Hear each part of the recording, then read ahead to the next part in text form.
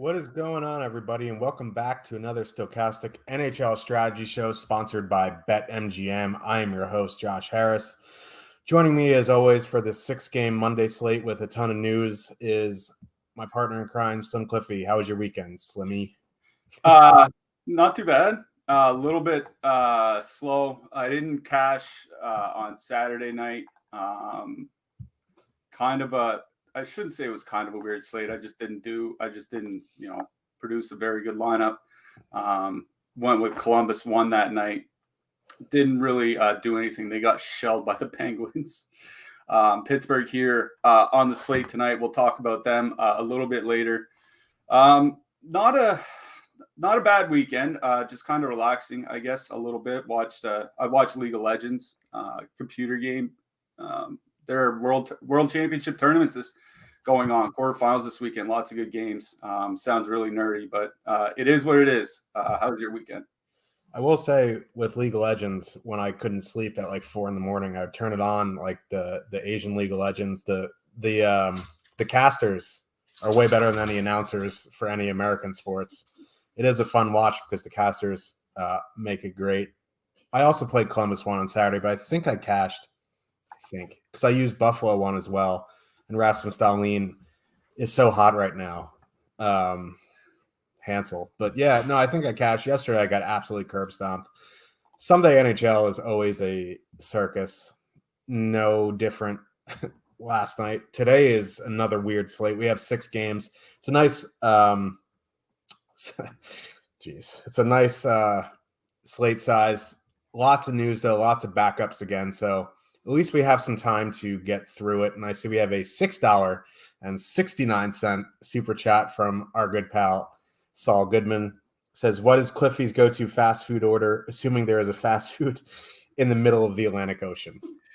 I mean, it kind of depends what I'm in the mood for. The closest fast food to me is McDonald's. So I'm a pretty big fan of getting a chicken nugget meal with a junior chicken on the side. Saturday, I went to go see Black Adam, actually. Not a bad movie, but, not great. It is what it is. Stopped at Wendy's on the way home. My Wendy's orders two spicy chickens. I love, their spicy chicken sandwich blows any other chicken sandwich out of the water that I've had. So I do have limited options here compared to a lot of spots, maybe in Toronto, Montreal, or certainly the States. But can't go wrong with a double spicy chicken is what I say. You're goddamn right. I forgot what I was doing after that. Oh, yeah. Don't forget to like and subscribe so you can keep up with all of our shows, DFS offers, giveaways, and promo reads. Once you hit subscribe, hit the notification button to get alerts when our show goes live. Also, yeah, we've been forgetting to mention this, or I've been forgetting to mention this. All of our content is available in podcast forms, except for Live Before Locks. They're on most platforms. Go check it out. Help us out by giving us a 5-star review. It will mean a lot. Let's jump into this slate. 6 games. Kind of a mess. We'll work our way through it. First game of the night, we have the Dallas Stars with a 3.1 total. Heading into Ottawa, the Senators have a 3 total. News in this game, Scott Wedgwood is in net. Dallas is on the front end of a back-to-back. For the Senators, Josh Norris going to be out for a few weeks. Derek Brassard moving up to center. DeBrincat and Giroux, they didn't touch the Mott, Pinto, Joseph line, which makes me think that they will continue to go out against top comp. It appears either Giroux or Alex DeBrincat will take Norris' spot on the top power play. I didn't see anything definitive. I don't know if you did, but you can mention that if you did. Not much ownership in this game, which is surprising to me. I mean, there are a bunch of high totals. This is a 6 over-under, but if I'm a betting man, which I am, and if you don't follow me on my Twitter, I have the Big Dog plus money prop of the night. We have 3-1 in our last 4, up 3.2 units on the season, so go check it out. But if I'm a betting man, I would bet on the over in this game, especially with Scott Wedgwood confirmed. I like both sides of this game, especially because the Stützle line will mostly avoid the Hintz, Pavelski, Robertson line, which is an elite line. You liking both sides in this game? Yeah, I do. We do have to reiterate, the ice time issues that have come up with Dallas. We talked about it on Saturday with Dallas in Montreal, and it didn't seem to really matter as Joe Pavelski scored a hat trick. But again, Montreal's penalty kill amongst the worst in the league. They're really getting bailed out by their goaltending. Just kind of let them down in that game. But the top line played under 14 minutes, right? Like all three guys on Dallas's top line played under 14 minutes in that game. Now, they haven't been that low typically this year. Usually it's around 16, 17 minutes. But, if the second and third lines get a couple goals early in the game, is it something else we could see here tonight with that Dallas top line not playing much, not getting much ice time? That's always the concern. The concern isn't how good they are. The concern is just their ice time. 4.1 expected goals generated in their minutes so far this year. Like, the top line is really absolutely rolling. I don't mind playing them here tonight. Michael Clifford in net for the Sens tonight as well. Yeah, for a couple reasons. One is that it's not going to be Anton Forsberg starting in all likelihood, which is, I think it's a pretty big step down going down to Hellberg. Like, there's a reason that they brought in Cam Talbot as to kind of make a 1-2 combination almost. The other part is, Dallas does spread out the ice time, and that is a pretty big concern. But it's not as if the Ottawa penalty kill is very good. Like, basically the middle of the league by time shorthanded, basically the middle of the league by expected goals against, and then you're putting in a lower tier goalie. Dallas's top line is very expensive on DraftKings, and that's kind of why we're not expecting a lot of ownership here tonight. Is that line's over 19K on DraftKings, and they might skate 15 minutes here tonight. That's really the whole problem with Dallas's top line. They are perfectly fine to use, I think, in this matchup, especially where Ottawa is not going to be sending that Kachuk Stützle line out against them. It's just, ice time is always a concern, especially if Dallas can get out to a lead in this game. Dallas, too, is adding Jacob Peterson to the line with Mason Marchment and Tyler Seguin. Now, Dennis Gurianov was there on the weekend, but he's a healthy scratch. Like, Dallas beat writers are talking like Gurianov's probably like nearing the end of the road with the Stars here. Like, it seems somewhat likely he's going to get traded. Jacob Peterson actually spent a fair bit of time in the middle six for Dallas last year. He's not bad offensively, like a reasonable play driver, likes to shoot the puck, can create some scoring chances. He's not a bad offensive player. I think at this point, he might be better than Gurianov even. I think Gurianov long-term has more upside. I'm just talking the way that they're playing right now. And Dallas, too, is probably going to get could get some of that Ottawa Stützle line, could get some of that Derek Brassard line. I don't mind Dallas too, but they're fairly expensive. Like, Seguin's fine at 4,800. Mason Marchment all the way up to 5,600. Like, that's a problem. I don't mind them as a filler because we're not expecting much ownership on Dallas here tonight. More on FanDuel than DraftKings, but not a ton. So I think they're fine as a filler, even with Peterson there.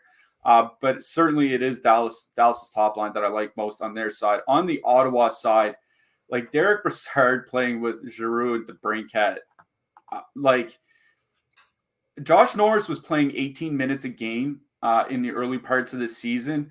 Derek Brassard hasn't played over 15 minutes a game in like 6 years. Like, the guy's 35 years old. There's a reason why he was, a late camp signee. He's just there for depth. Like, I think we're both kind of surprised they didn't move Shane Pinto up to play in that line and then maybe move Brassard in his spot on the third line or something like that. But it is a pretty big decline for Ottawa's second line. Like, at this point, Brassard just really doesn't bring a lot offensively. He's a decent playmaker, which I think could help DeBrincat in that sense, but Giroux's going to be the one with the puck. He's the one going to be making the plays. Like, I just wonder how involved Derek Brassard will actually be. Now, he's mint price, so, it really brings down the average cost of that line. And, Ottawa's they send out that line against a lot of third and fourth lines from the Dallas Stars. So I don't really, hate the idea of going to that Ottawa line. I think, you're going to see a lot of ownership gravitate towards the Stützle, Tkachuk, Batherson line for that reason, is that people aren't going to want to play, 2,500 Derek Brassard, especially where we don't know which guy is going to end up on the top power play, whether it's DeBrincat, whether it's Giroux. My feeling is that it's going to be Giroux. But the problem is that they're trying to replace Josh Norris, right? And Norris he's a shooter. Like, he's not necessarily a playmaker or anything like that. He's a shooter. He's also a left-hand shot, and Giroux and DeBrincat are both righties.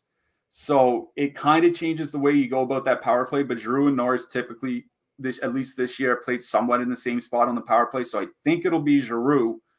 But if they want to replace a shooter with another shooter, then it would be DeBrincat. Like, we just won't know until the game starts. So that's kind of the tough thing with stacking them as well, is that, they're going to be split up on the power play.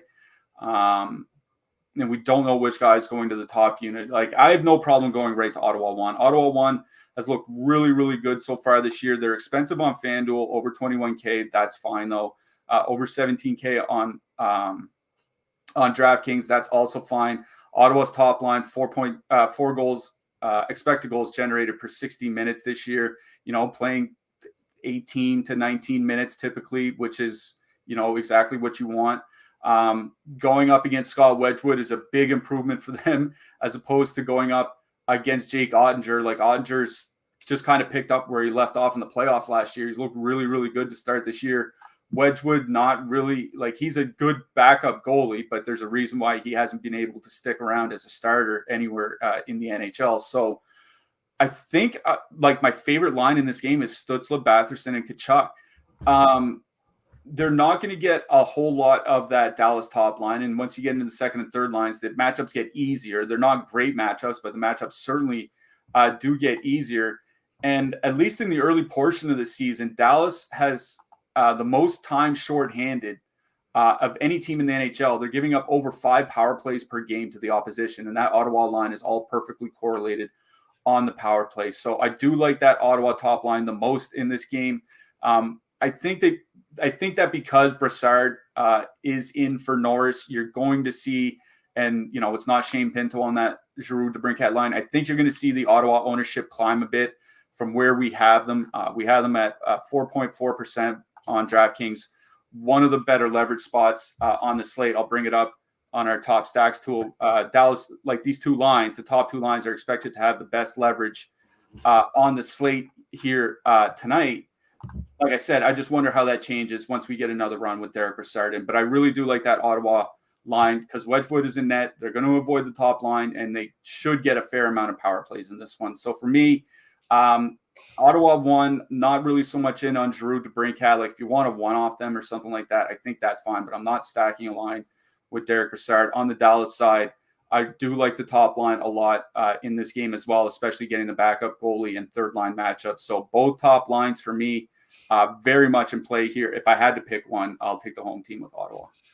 Yeah, I like the Ottawa top line as well. I was surprised Shane Pinto didn't move up to that second line, and it's actually Brassard there. Like, if Pinto wasn't moving up, I thought maybe even Claude Giroux would slide into the center spot, and they would just, put up like a winger that's not useless like Brassard. Like, I don't know. Don't really love that second line. I think you can one off a couple guys or 2-man. DeBrincat, Giroux. I think that's fine. On the Dallas side, the top line I really like, but there's a couple things that worry me, like their ice time, right? And they also play tomorrow in Boston. So if they have a lead, they're definitely going to get their ice time limited here.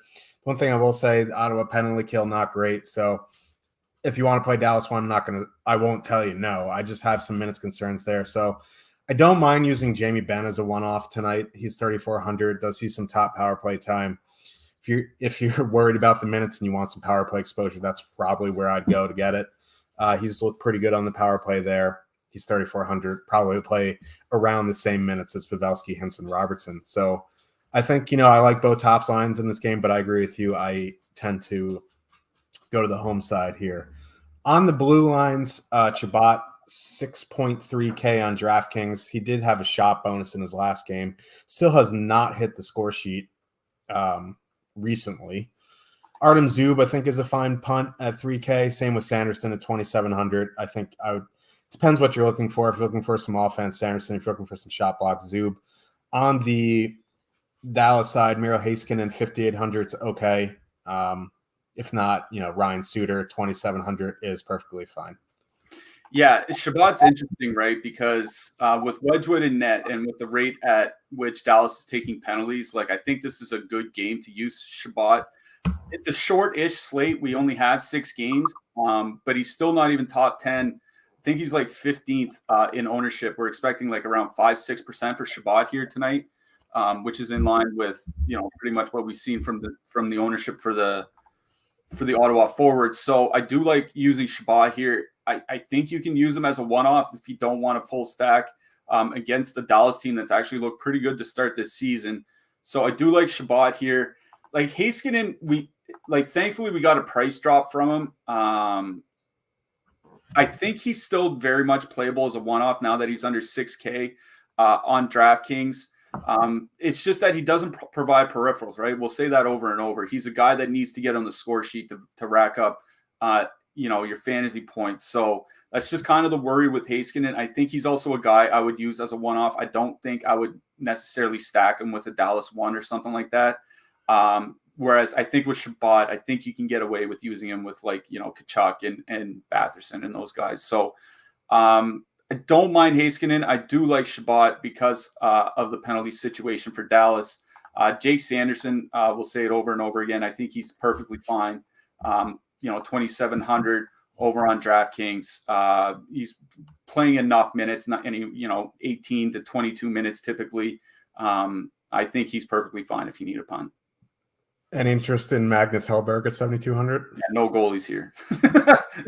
Sorry, I thought I'd ask. I mean, I appreciate you have to ask the question. Yeah. You're a very experienced journalist, so I appreciate that. But no, I'm no Ron Burgundy. But let's move on to the next game. We have the Washington Capitals with 3.1 total heading into New Jersey. Beautiful state, by the way. The Devils have a 3.4 total. It's going to be Charlie Lindgren most likely against Mackenzie Blackwood. Devils going 11-7 again, I believe.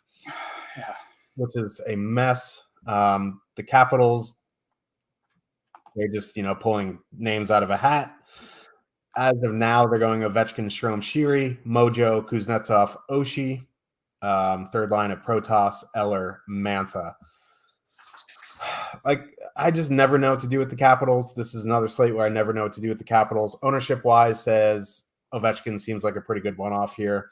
On the Devils side, I think they're, the top line, if I was going to stack anything, it would be the top line, but I don't mind two-manning like a Heischer, Bratt, or Hughes, Mercer. Like, Jack Hughes is going to score eventually. He's shooting the puck a lot. It's just not going in the net. What do you like in here? Yeah, it's Hischier and Bratt that I'm going to start with. Hischier and Andre Palat, actually. Palat signed in the offseason, so they haven't played a lot together. About 45 minutes together this year, though. Palat and Hischier have been very good together. 3.1 expected goals generated, 5.3 actual goals, playing 18 and 19 minutes a night, at least Hischier and Bratt are. And when you're going with 11 forwards, your top forwards are going to play a lot more. So I think we're going to get, fairly high ice time totals from the entire New Jersey top 6, or most of the guys anyway. I don't think Sharon Govich really gets there. Maybe not Mercer either. But that New Jersey top line has been really, really good. If you want to go back to last year with just Hischier and Bratt, like 3.3 expected goals generated, 3.9 actual goals, and over 400 minutes together. Like, they're just a really, really good duo together. They're going to be going out against that Strome, Ovechkin, Sheary top line for Washington. Again, not a big sample because Strome just signed in the offseason, but he's typically not, like, at best average defensively, probably below average. Ovechkin, not a good defensive player. Sheary is fine, but, can he, stop an opposing top line as imposing as Hischier and Bratt? I'm not sure. Strome and Ovechkin have not really played that well together, which is, why you saw, I think he's had at least 3 different centers so far this year. Like, we're only in the second week of the season. So Washington's really starting to hit the panic buttons. I found something interesting about Ovechkin. Let me talk about that Washington top line. Now, with Strome there, you're going to get Strome and Ovechkin on the top power play unit, which wasn't the case before with Kuznetsov there, because they have Kuznetsov on the second power play unit still. So it's Ovechkin plus the entire second line on the top power play. I was looking at Ovechkin. His shot rate is basically fine compared to his career, but he's only landing 44% of his shot attempts on net. That's something I actually looked at last week for season-long fantasy hockey. And most NHL forwards, like 3/4 of NHL forwards, will land between 55 and 65% of their shots on net. Last year, no one was below 47%. Nobody was above 77%, I think. So obviously at 44% of shot attempts actually on goal, he's not like, you might look at his per game shot rates and see that they have dipped down. I think they're at like 3.8 per game so far this year or something like that. But if you adjust it for, landing 55 or 60% of his shot attempts on net, he would be over 4 shots per game. So I think it's just a matter of time before those numbers even out. They've only played a handful of games so far to start the year. It's just a small sample. Those things happen. But I agree with you. I think looking at our ownership and looking at our top stacks, Washington won definitely in play here tonight, especially where Strome is on that top power play again with the Caps. Like, the Washington top power play unit has actually looked decent at times this year. The Washington top PPs, like, approaching 10 expected goals generated per 60 minutes. They're just not actually scoring a lot. Again, small sample, things will probably turn around if they keep playing as well as they have. So if you want to do like Ovechkin Strome plus John Carlson, or Ovechkin Strome plus Oshie or something like that, I think that's perfectly acceptable in this matchup, because it's not really the 5-on-5 matchup we're after. It is a tough matchup going up against Nico Hischier, but it is but you do want that power play matchup, or you do want to get a piece of that power play, I think, for Washington here tonight, especially if you're playing a lot of lineups. The Washington goaltend, or the New Jersey goaltending, just continues to look real shaky. So don't mind like a Washington power play type stack in this. I think the Hughes, Sharangovich, Mercer line is fine to play. Problem is Sharangovich and Mercer don't play near as many minutes as Hughes will. Going up against that Oshie Johansson winger duo on the other side looks like a somewhat difficult matchup. You only get Hughes on the top power play unit as well. So I don't have any problems playing the New Jersey second line, but they're coming in with a ton of ownership.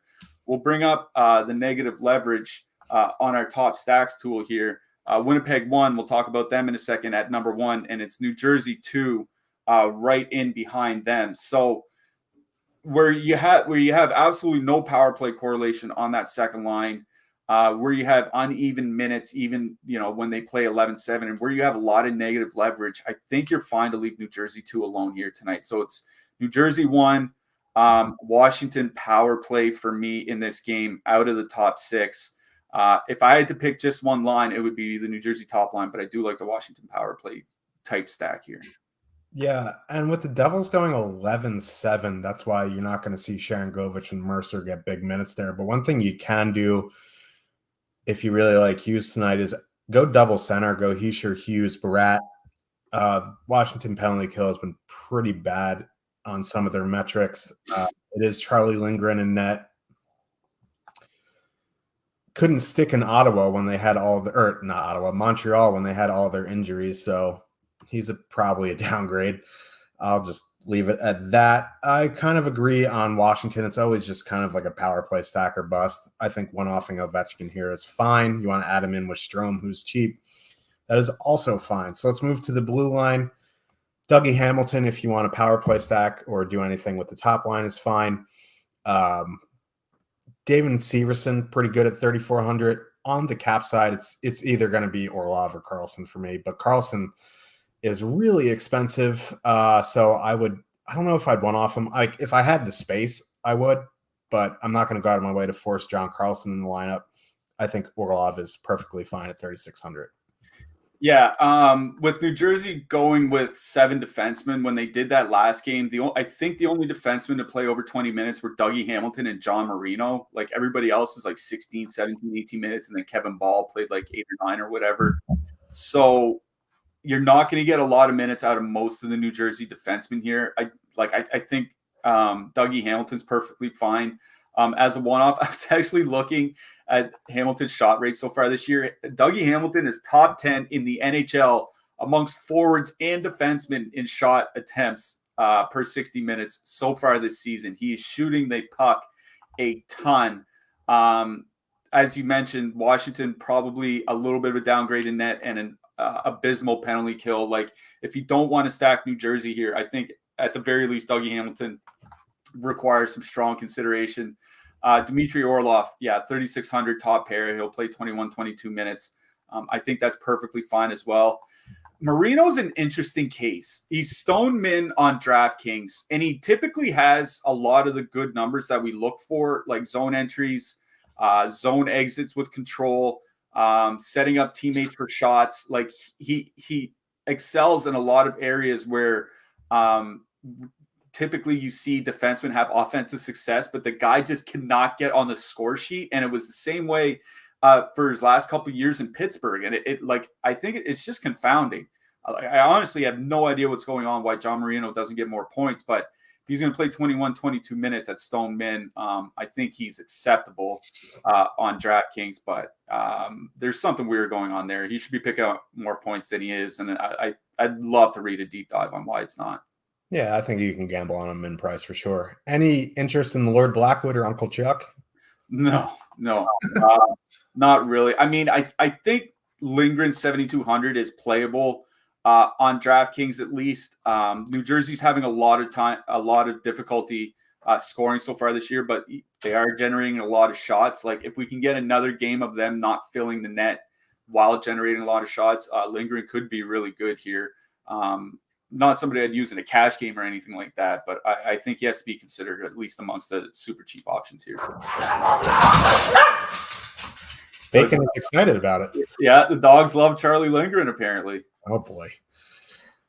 Putting him up for adoption. Bet 10 to win $200 if any team scores a goal tonight. This is your last time I'm going to tell you it expires today until later in the show when I'll remind you for the last time. It's free money from sportsbooks. It ends tonight. There's 12 teams playing.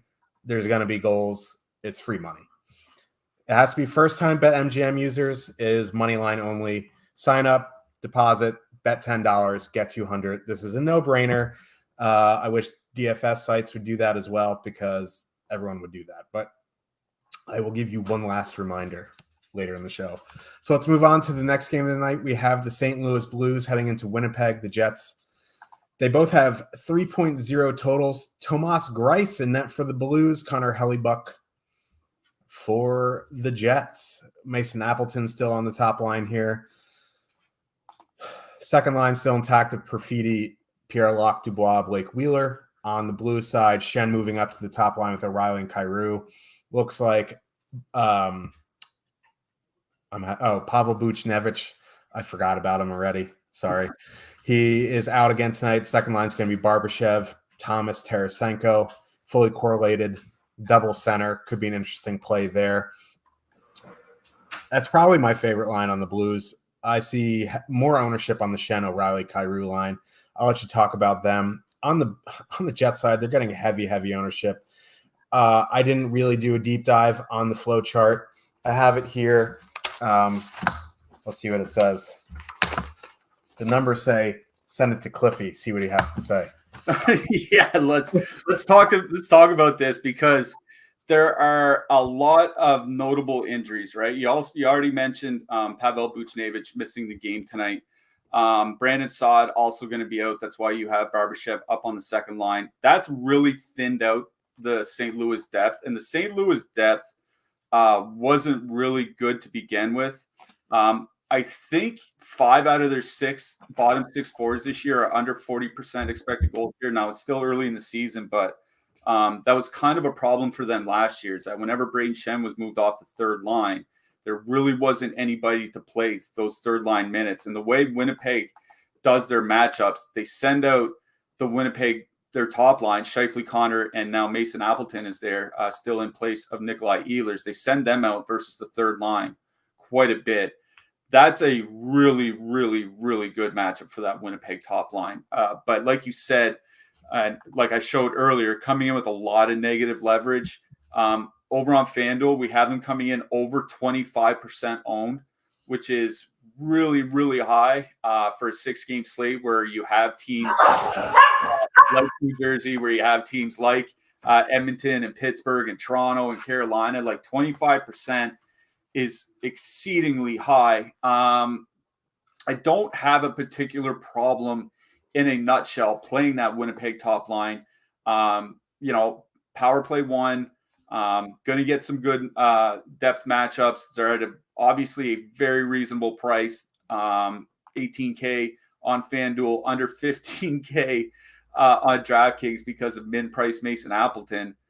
It's just the ownership is just really bothering me. Like if that top line is like 20 to 25% tonight, I think it's perfectly acceptable to fade them in a single entry or 3 max or something like that. Like without Ehlers on the top line, Winnipeg one's generating 1.4 expected goals per 60 minutes this year. Like that's barely good enough for a fourth line. They're really, really struggling without Ehlers. That's been the case basically since last year. They would just, get there on the power play or with the empty net. So I guess I don't have a problem playing them, but with Mason Appleton there and with all the negative leverage, I think it makes it a spot where I'm going to fade. And it's like, if Kyle Connor goes and gets a hat trick, I'll just clap my hands and then just go to bed and wake up tomorrow and go at it again. Like, I just think there's just too much ownership here on Winnipeg one to bother going towards them. Winnipeg two, coming in with a fair bit of ownership on DraftKings and FanDuel as well, less so on FanDuel, but they've been at least good offensively so far this year. 2.8 expected goals generated, 3.3 actual goals per 60 minutes. Like they've been fine at 5-on-5. They're also going into that St. Louis second line. And I think we mentioned it on the last show because Buchnevich was also out. But he's a big difference maker on that second line for St. Louis with Robert Thomas and Vladimir Tarasenko. If you look at the numbers with Buchnevich over the last couple of years, with him there, 3.2 expected goals for, 5.6 actual goals for per 60 minutes. When he's not there, 2.7 expected goals for and 3.3 actual. So they're scoring, 40% less when Buchnevich isn't on that line, and they're generating, off the top of my head, about 15% fewer expected goals. Like he's been a big difference maker, and that doesn't even get to the defensive impact. So I don't mind Winnipeg too. Kind of like a fillery type stack here tonight. You're getting Thomas Greiss back up in net. I don't think that St. Louis 2 line is going to be very good defensively. So I don't mind Winnipeg 2 as a filler stack here tonight. They are somewhat expensive on FanDuel at 16.6, but I think that's fine. Much cheaper on DK, 11,200. Like they have negative leverage, but I think they're a reasonable pivot off a much higher owned New Jersey, Jack Hughes line, or maybe a somewhat higher owned Carolina second line. We'll talk to them in a second. So don't mind Winnipeg too as a fillery type stack here tonight. On the St. Louis side, it's probably O'Reilly, Kyrou, and Shen that I like the most here in this game. Kyrou and O'Reilly have typically been able to put up some reasonable offensive numbers when they're put together. And that Winnipeg third line has just been getting filled in pretty much all season long. I know, poor choice of words there, but they really have. And we're not really expecting a ton of ownership on 5-6% over on DraftKings. St. Louis one here too. Over on FanDuel, it can probably be avoided where we're showing them with a ton of ownership. But I don't mind, like even just O'Reilly Kyrou as a 2-man here tonight. You can or cannot play Shen, but O'Reilly Kyrou, I think for me from the St. Louis side, on the Winnipeg side, probably their second line just for ownership purposes. But I'm going to tell you this game really just looks like a mess from top to bottom. Yeah, like if this was a bigger slate, there's no way I'd be interested in playing Dusty Blake Wheeler. But he's 4,100 on the top power play. They get there so much on the power play. It is Thomas Greiss and net. If I was going to use any Winnipeg line, it's going to be that second line. I'm going to include Cole Perfidi. I like his game. You can leave him off if you want. You want a power play stack, I think that's fine. This ownership is just bonkers. It's kind of like Nashville on Saturday. Like, why would I play 20% Nashville? You know what I mean? Like, I don't have any interest in pointing 20% line with Mason Appleton on it. Like, I just don't want to do it. Like you said, if Kyle Connor burns us, he burns us. If anything, I'm going to that second line. On the Blues side, like, I just don't have too much interest there. If anything, like, I'll just take bits and pieces from the power play unit that I like and just go with it. Like, Winnipeg struggles on the penalty kill. I just don't really like the power play correlation on that top line. Shen, Riley, Kyrou getting fairly significant ownership for a road line. They are cheap, and I think that's fine. Like, if you want to play them, I think, going O'Reilly, Kyrou, Falk is perfectly acceptable in 20 max 150. I just don't know if I'm going to get to anything concretely in this game in 1 to 3. So let's move to the blue lines. I think, Krug or Falk is fine depending on which line you're using. If you want to one off somebody, it would be Justin Falk. On the Winnipeg side,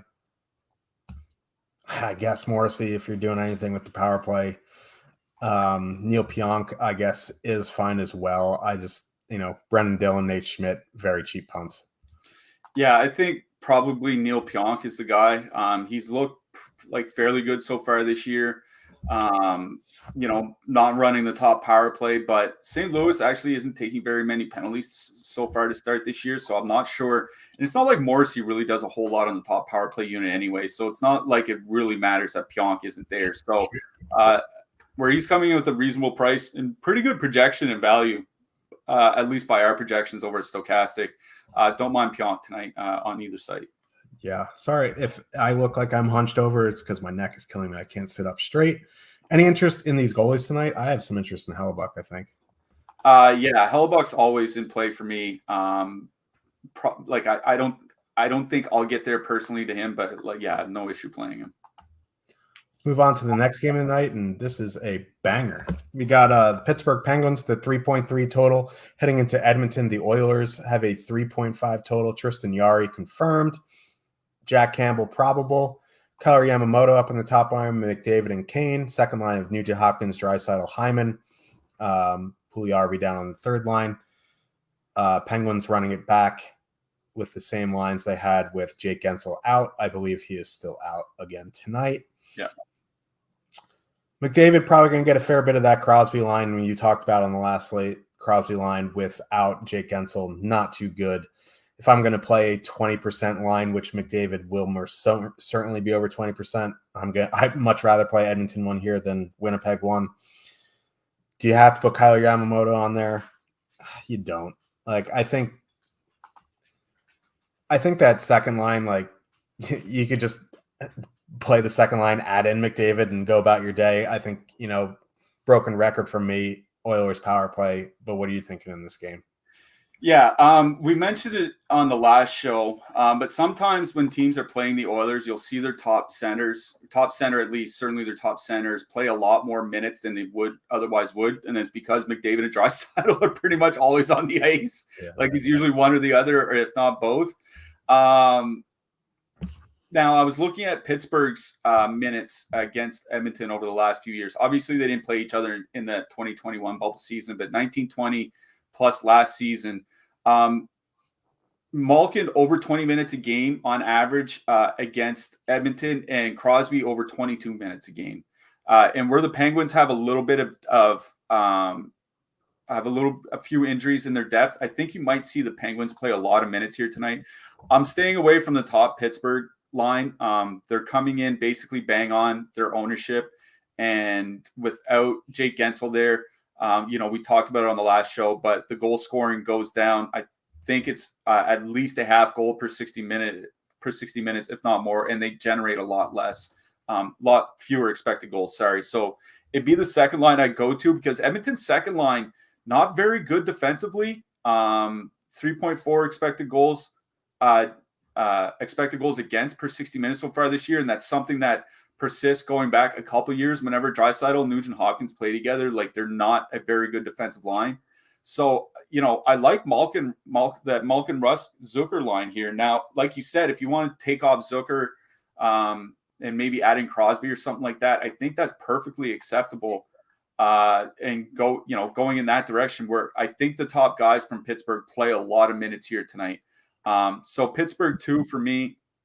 On the Edmonton side, the Penguins' penalty kill hasn't looked very good to start this year. You talked about how bad the Washington penalty kill was earlier in the show. The Pittsburgh penalty kill neck and neck with them by expected goals against per 60 minutes, giving up almost 4 power plays per game. If you give up 4 power plays and you're a bottom 5 penalty kill against this Edmonton team, you could run into a pretty bad time. So I do like the Edmonton top line the most. I like it more than the second line in this game. But if you want to do like an Edmonton power play stack, as you mentioned, I think that's perfectly fine. So if anything for the Oilers side, it would be some sort of power play stack, including at least one of McDavid and Draisaitl, if not both. On the Pittsburgh side, it would be the second line, and maybe, doing some sort of pseudo power play stack where you add in Crosby as well. Yeah, Malkin's expensive, and I'm still surprised that 7,100 on the road, he's seeing double-digit ownership, but I think it's warranted. Malkin, Rust, Raquel, or Crosby, Malkin, Rust, definitely in play for me. Edmonton, I'm just a broken record. Put in your big boys, work around it, do your thing. On the blue line, Crystal Tang, 6,000. I think he's fine. Now, you mentioned in our Discord, which was kind of worrisome, but they're back to 6 defensemen.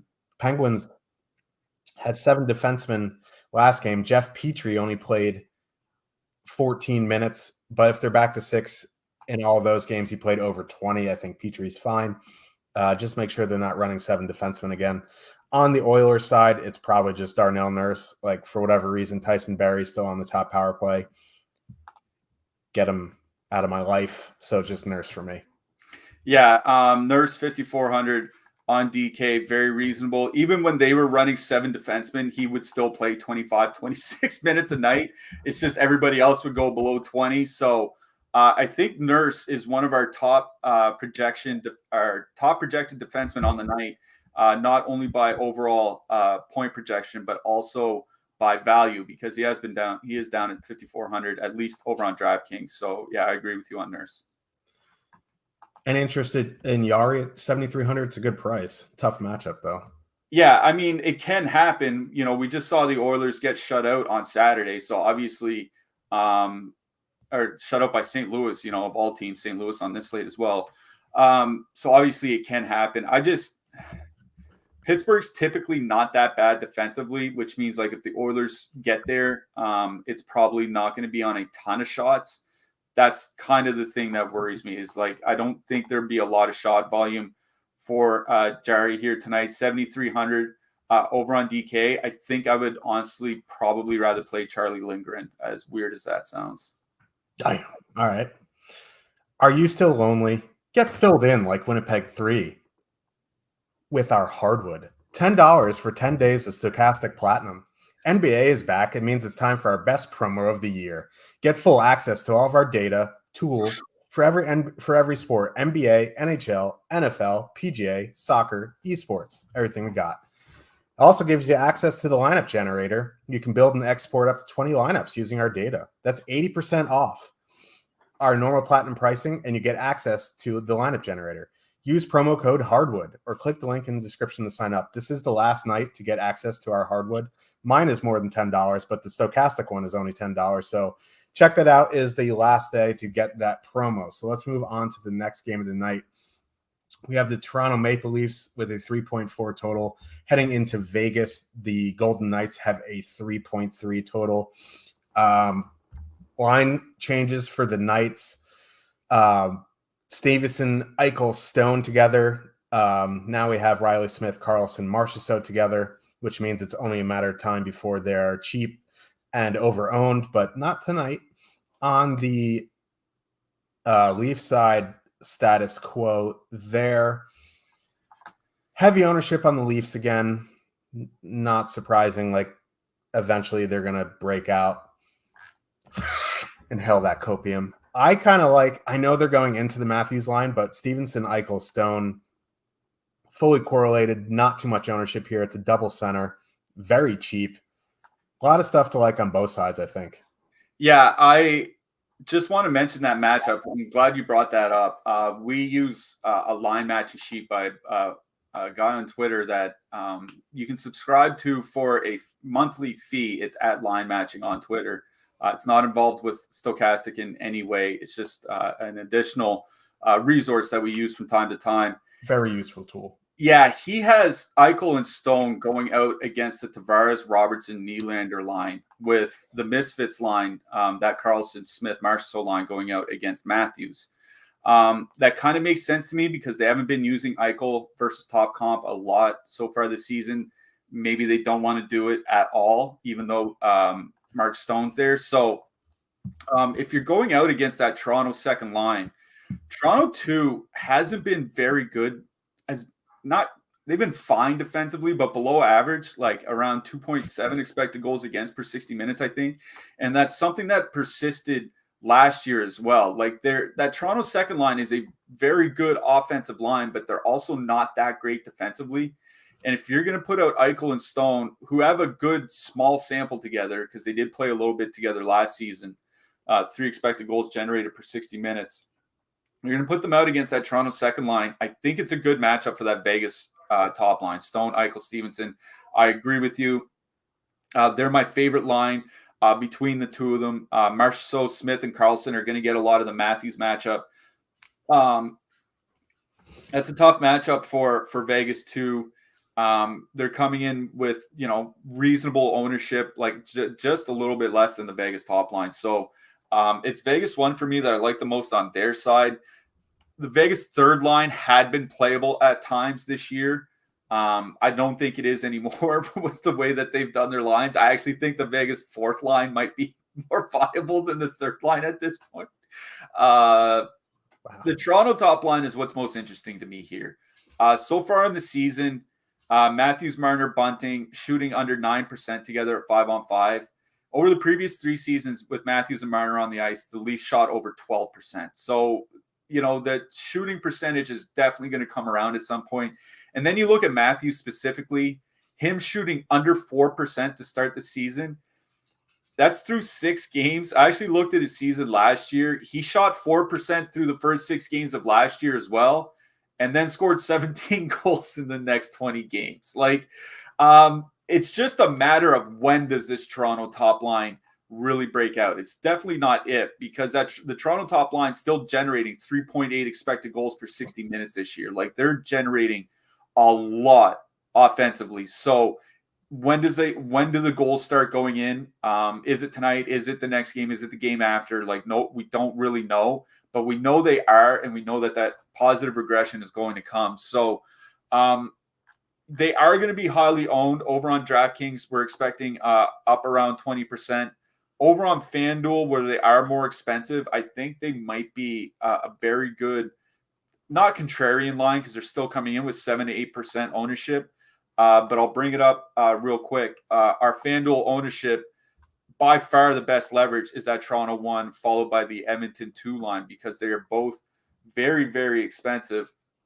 It is a reasonably tough matchup going into Vegas. Logan Thompson has been playing very well, and Vegas hasn't been taking a lot of penalties so far to start this season. But it's that Toronto line's one of those lines where I think I'm going to start playing them and just try to catch them before they start catching fire. You know what I mean? If they have a huge game tonight, you're going to see a lot more ownership on them moving forward. So I think Toronto 1 makes a nice pivot away from, if you don't want to play 20 whatever percent Edmonton, wherever Edmonton ends up, or, a Pittsburgh power play stack or something like that. If you want to pay something similar, I think you're perfectly fine going in Toronto 1. So I like the two top lines in this game the most. I don't hate the Toronto second line here. But honestly, they're coming in with a bit more ownership than I would like on a slate this small. And I think it's just a case where I'd want to get in on the Toronto top line when their shooting percentages are, and it might keep their ownership in check. So Toronto 1, Vegas 1 for me. Yeah, if Toronto doesn't break out tonight, man, heads may roll because they don't play again until Thursday in San Jose. So it's could get a little spicy up in Toronto, but I do like that Vegas top line. Do like the Leafs. Like we nag on the Leafs because the Leafs fans are cupcakes and it's hilarious. But like they're gonna break out eventually and they're gonna just put up like a 9 spot on a team. And it's just gonna be an absolute disaster if you don't have them. Both top lines for me. You want to go to Toronto too. I think that's fine as well. Moving to the blue lines. Nothing like super exciting.